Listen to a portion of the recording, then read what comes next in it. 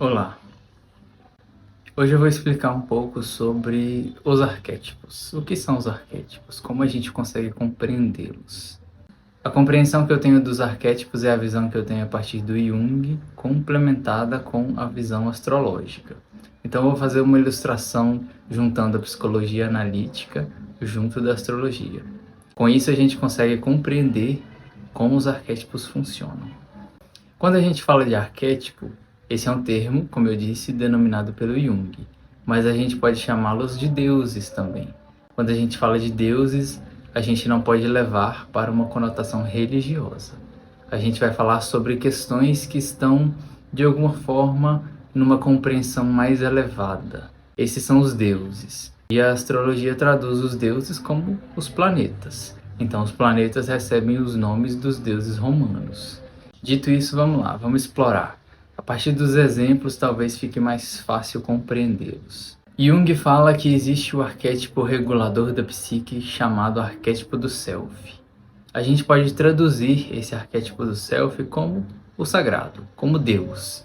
Porém, o funcionamento e a compreensão desse sagrado, desse Self, é traduzido a partir da compreensão dos arquétipos. Então vamos imaginar aqui em cima o arquétipo do Self, o arquétipo do sagrado.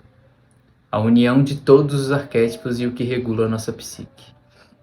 Aqui embaixo, a gente vai encontrar o ego. O ego é o que a gente conhece como nós mesmos. Então temos o self, temos o ego. Temos nós como pessoas individuais e temos o sagrado. Nosso objetivo é fazer essa união. Entre o self e o ego, nós encontramos os arquétipos. Os arquétipos nós vamos traduzir como os planetas, dos quais eu tenho chamado de deuses. Então esses são os arquétipos. O objetivo é que a gente faça essa reconexão, mas para poder a gente fazer essa reconexão, a gente tem que passar pelos deuses, a gente tem que desenvolver os arquétipos, a gente tem que desenvolver os signos. E quem age pelos signos são os planetas, são os deuses. Vamos trazer ilustrações agora para poder ficar de uma forma mais compreensível. Então, o arquétipo do Self ele vai regular a psique. O que significa essa regulagem da psique? O que você precisa viver? O que você precisa passar na sua vida para poder você cumprir a sua missão de vida, para você cumprir o seu propósito, para poder você cumprir o que é apontado no seu mapa. Então, às vezes, você vai passar por uma situação onde lá na sua infância você teve um problema paterno, um problema materno. Isso tudo vai configurando quem você é. Não necessariamente você vai viver apenas de coisas boas. Você está aqui para poder se regular, para poder você equilibrar quem você é em direção ao eu superior, que é o espírito, que é o sagrado, que é o que o Jung chamava de self. Então, de todos os planetas que a gente estudou até aqui, vamos pegar alguns. Vamos pegar Marte, por exemplo. Marte é um planeta, porém a visão astrológica traz ele como um arquétipo, como um deus. Então, quando a gente estuda aquele deus, a gente vai entender o funcionamento desse arquétipo. Aprofundando um pouco mais, a gente vai entender que Marte é o deus da guerra. Então, Marte é o arquétipo do guerreiro. A gente pode traduzi-lo também como deus da sexualidade, porque a partir da sua sexualidade, da honra, da sua vontade, você começa o seu jogo da vida.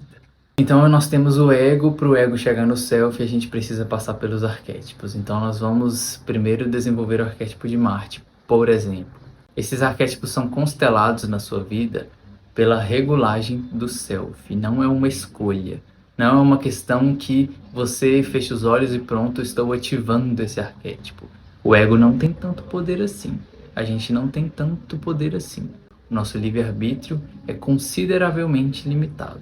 Então, nesse exemplo, essa pessoa está com um arquétipo de Marte, com o arquétipo do guerreiro constelado. O que vai acontecer na vida dessa pessoa? Suponhamos que seja um homem. Com esse arquétipo ativo, esse ego, esse homem, vai viver a vida dele. Então, ele vai meio que trazer as características do deus da guerra para ele. E traduzindo de uma forma simples, vai ser o momento que esse homem vai atrás das conquistas. Esse homem vai se autoafirmar, esse homem vai mostrar que aquilo que ele busca, ele consegue através da ação e da vontade dele. Então, de forma simples é isso. À medida que esse homem vai se desenvolvendo, ele vai se fortalecendo, ele vai fortalecendo o arquétipo do guerreiro. ele vai fortalecendo o arquétipo de Marte. Ele vai desenvolvendo o planeta Marte dentro dele, na psique dele.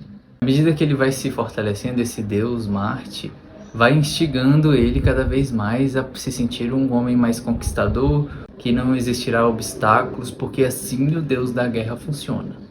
Assim é o modo de funcionamento de Marte. Ele representa aquela parte que todos nós temos de ir à luta, de ir à batalha. A batalha pela nossa própria vontade, a batalha pela nossa própria vida. E à medida que esse homem caminha em direção ao arquétipo de Marte, por exemplo, ele vai de alguma forma se inflando. Então esse homem começa a se sentir imbatível porque é isso que o arquétipo está instigando nele. Porém, ao mesmo tempo que o arquétipo instiga o ego a se fortalecer nessa direção, ele também acusa o ego de híbris. O que é híbris? Híbris é uma espécie de arrogância. É quando aquela pessoa está se sentindo orgulhosa demais com o que ela é. Não que isso esteja errado, mas nós precisamos desenvolver os outros arquétipos também. Então a pessoa caminha em direção ao arquétipo do guerreiro, ele se sente imbatível, até que ele comete híbris. Um exemplo de híbris é o mito de Ícaro, do qual ele ganha asas e voa cada vez mais próximo do Sol. Quando ele chega muito próximo do Sol, as asas dele são derretidas e ele cai. Essa queda vai representar as derrotas e os fracassos que a gente passa na nossa vida. Então, quando você está muito confiante, você vê que não consegue muito bem resolver tal situação, você está sendo derrubado pelo self, pelo sagrado, pelo arquétipo de Marte. Por quê? Porque você precisa entender que você não é um arquétipo, você precisa desenvolver todos eles, não apenas ser o guerreiro, por exemplo. E aí, dando um exemplo do que seria uma derrota nesse tipo, eu poderia dizer que esse homem está buscando aquilo que ele quer conquistar, mas ele encontra alguns obstáculos na vida dele que ele simplesmente não consegue transpor, ele não consegue passar. E aí ele vai se sentir derrotado, frustrado, e essa inflação, ela diminui. Claro que as coisas não acontecem de forma tão quadrada, porque os arquétipos são entrelaçados entre si, tudo acontece ao mesmo tempo, mas para poder a gente ilustrar e para poder a gente estudar, a gente precisa trazer de forma mais linear. Eu posso trazer aqui um exemplo pessoal sobre o desenvolvimento do arquétipo de Marte na minha própria vida. Uma certa época eu estava confiante daquilo que eu estava fazendo, eu estava realmente me sentindo uma pessoa forte, vitorioso e capaz de conquistar aquilo que eu propunha a fazer. Até que certo dia eu tive um sonho. Resumidamente, o sonho me trazia a seguinte imagem. Eu estava num local aberto, era um local muito grande, muito amplo. E nesse local eu via uma espécie de super-homem gigantesco, do tamanho de um caminhão de pé, por exemplo. E ele me olhava e eu sentia que ele estava me perseguindo. Ele me causava medo. E eu tentava fugir dele a todo custo, mas por mais que eu corresse, por mais que eu tentasse fugir, um passo, 2 passos que ele dava, ele me alcançava. Quando eu fui tentar subir um muro, por exemplo, depois de muita dificuldade para poder escalar aquele muro, ele simplesmente voou e parou do meu lado, me olhando com uma cara muito séria. E eu desesperado. Desci daquele muro e corri. Existia uma linha limite, onde eu sabia que se eu atravessasse aquela linha, ele não conseguiria me atingir. Então eu corri naquela direção. Quando eu estava a um passo de cruzar aquela linha, ele simplesmente voou na minha direção e me olhou de lado, com uma cabeça desse tamanho assim. E aquele olhar me dizia que por mais que eu tentasse, eu jamais conseguiria competir com ele. Eu acordei assustado. Esse sonho é um exemplo do significado de híbris. Eu estava muito confiante naquela época, e o sonho me lembrou que eu deveria ter um pouco mais de cuidado e menos inflação, que eu ainda estava sendo guiado pelo self. Eu não poderia fazer tudo de qualquer maneira. Depois desse sonho, eu fiquei impressionado, eu fiquei marcado de alguma forma, onde eu estava revendo melhor os meus passos. Então, eu estava desenvolvendo o arquétipo de Marte, mas eu não poderia me identificar com o deus Marte. eu precisaria apenas aprender com ele. Feito isso, parte da minha inflação diminuiu. Então, eu estava em direção a Ibris e fui derrubado, ou pelo menos estava prestes a ser. Então, veja só como é muito mais complexo do que a gente imagina. Nós precisamos desenvolver todos os arquétipos. Agora eu estou trazendo o exemplo do arquétipo de Marte.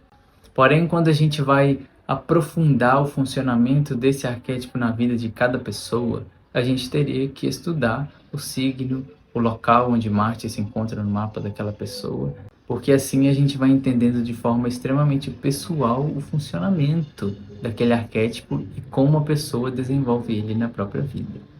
Geralmente a gente vai ouvir falar por aí que a pessoa vai ativar o arquétipo de tal coisa. Não é bem isso que o Jung trouxe. Talvez seja uma visão extremamente moderna e atual sobre a visão dos arquétipos, mas não é bem isso que ele traz e nem o que a astrologia representa. Um exemplo, eu não posso dizer que esse pano de lobo aqui atrás de mim vai estar ativando o arquétipo do lobo. Primeiro, o ego não ativa arquétipo. Segundo, o lobo não é considerado um arquétipo. Ele pode ser considerado um símbolo. E aí a gente vai estudar o símbolo do lobo. É um animal noturno, é um animal conectado à lua, é um animal predador e por aí vai. Então eu poderia dizer que o lobo é uma inspiração desses temas na minha vida. Mas não estou ativando o arquétipo do lobo porque um arquétipo é extremamente mais complexo do que você colocar um pano na parede e comprar uma estátua de uma águia ou o quadro de um cavalo. Isso pode ser símbolo dentro do arquétipo. E esses arquétipos, esses deuses, habitam no inconsciente coletivo.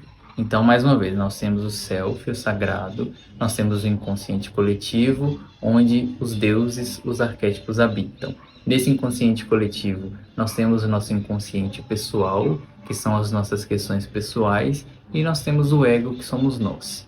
Então, nós nos conectamos com o inconsciente pessoal, que nos leva ao inconsciente coletivo, que nos leva ao sagrado. E a gente precisa fazer essa comunhão e o desenvolvimento de todos os deuses, de todos os arquétipos, de todos os planetas. Por isso que uma pessoa não é um signo, porque se ela vive muito voltada apenas para um signo, ela está apenas vivendo uma parte do todo, uma parte do que ela pode se tornar como um ser inteiro. Um outro exemplo, vamos trazer agora o arquétipo de Vênus. Esses arquétipos devem ser construídos por todos nós, mas para nossa ilustração vamos trazê-lo de uma forma mais simplificada, que é o que eu estou fazendo aqui. Então suponhamos, Vênus, a deusa do amor e da beleza.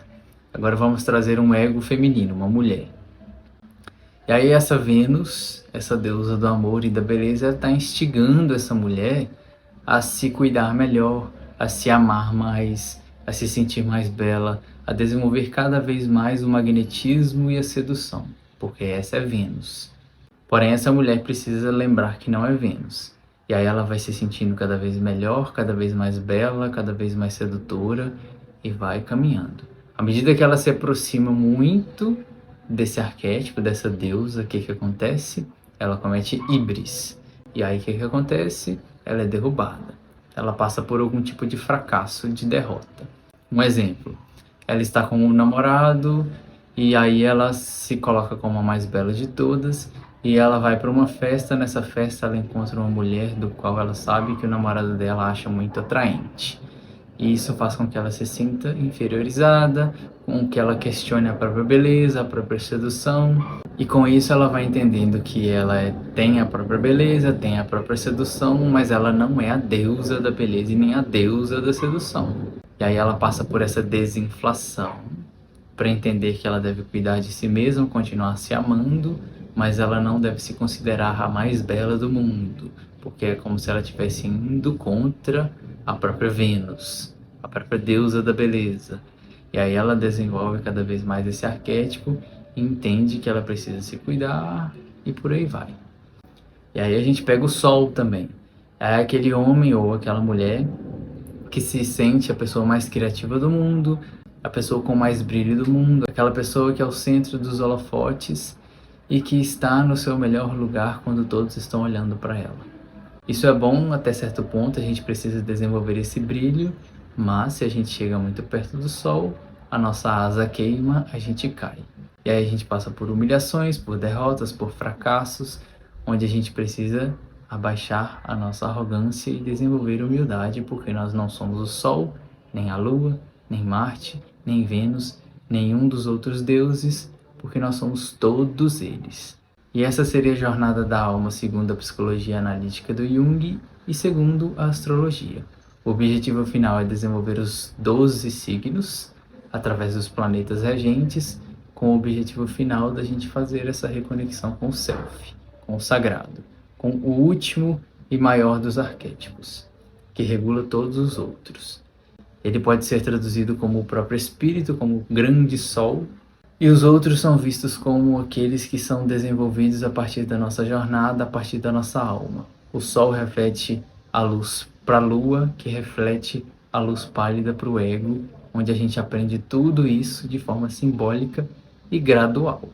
A partir do nosso mapa, a partir dos nossos sonhos, a partir dos nossos estudos e a partir dos convívios que a gente tem durante a nossa vida.